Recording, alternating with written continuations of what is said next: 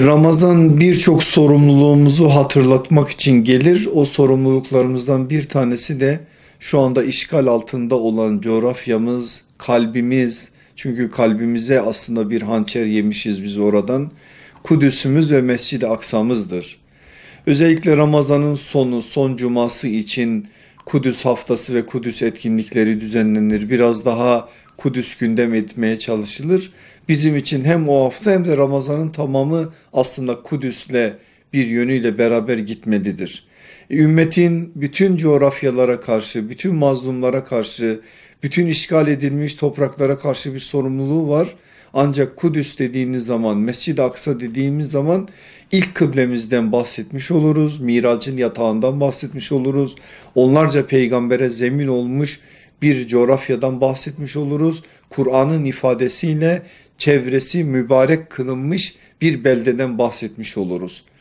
Yıllardır orası ne yazık ki Siyonizmin işgali altında ve biz yıllardır sadece o işgali dillendirerek meselelere bakıyoruz. İsrail saldırırsa, orada bazı hadiseler olursa hatırlanıyor ümmet tarafından. İsrail eğer saldırmazsa ne yazık ki gündemimizden düşüyor.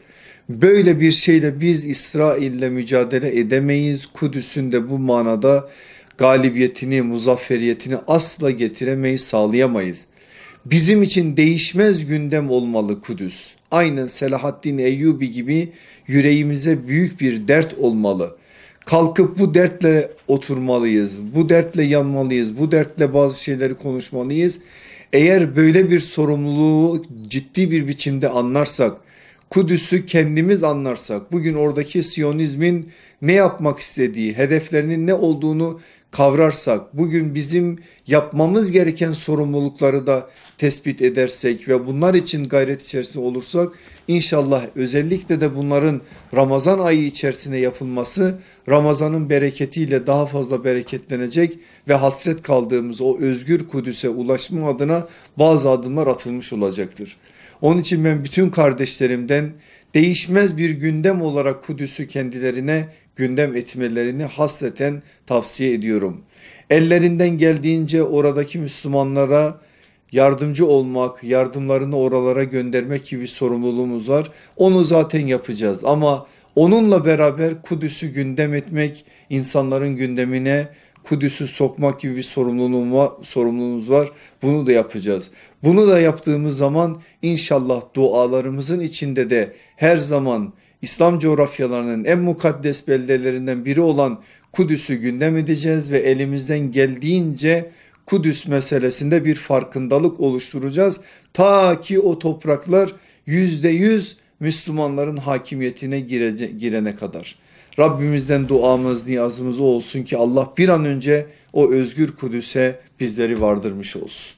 İsra suresi 1. ayet-i celle Rabbimiz etrafı bereketli kılınan yer olarak ve ismini bizzat Rabbimizin vermesi hasebiyle de ayrı bir değer. Yani Müslümanların 3. haremi Mescid-i Haram ve Mescid-i Nebevi'den sonra, ama ne yazık ki son dönemde Müslümanlar Mescid-i Aksa'ya ve Mescid-i Aksa'yı bağrında barındıran Kudüs'e kör ve sağır kaldılar.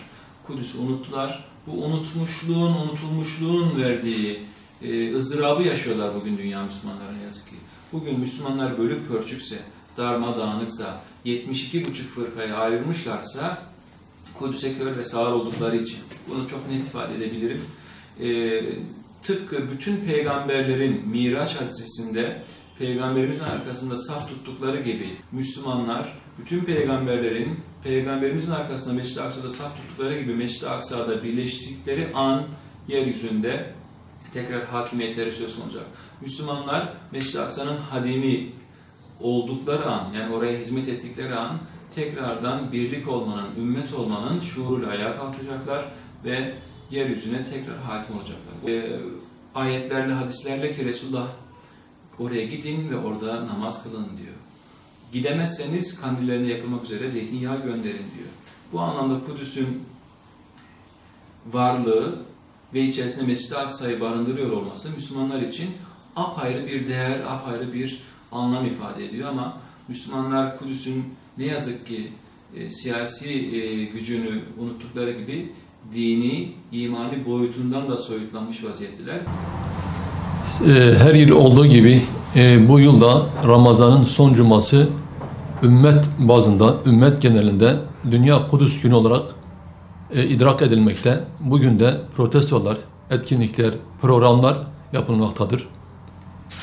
Tüm kardeşlerimizden, tüm bacılarımızdan bu cuma günü bulundukları yerlerde Kudüs'ün özgürlüğü için, Mescid-i Aksa'nın özgürlüğe kavuşması için etkinlik yapmaya, meydanlara çıkmaya, yürüyüş düzenlemeye ve bulundukları yerlerde var olan programlara iştirak etmeye çağırıyoruz. İnşallah Teala ümmetin birliğiyle, ümmetin beraberiyle Kudüs kurtulacaktır. Ve inşallah Teala Kudüs'te Müslümanları birleştirecek, bir araya getirecektir. Tüm kardeşlerimizden, kanaat önderlerimizden, devlet yetkililerinden Kudüs için harekete geçmeye ve Kudüs'ün özgürlüğü için çalışmaya, mücadeleye davet ediyoruz. Elbette ki sadece Dünya Kudüs Günü'nde değil, Kudüs'ün her gün, her zaman, daima hatırımızda, aklımızda olması lazım. Ve şu soruyu kendimize sormamız lazım. Bugün ben Kudüs için ne yaptım? Ben bugün Mescid-i Aksa'nın özgürlüğe kavuşması için ne yaptım? Bu soruyu tekrar edersek inşallah Teala Kudüs'e özgürlüğüne giden yolu yakınlaştırmış olacağız.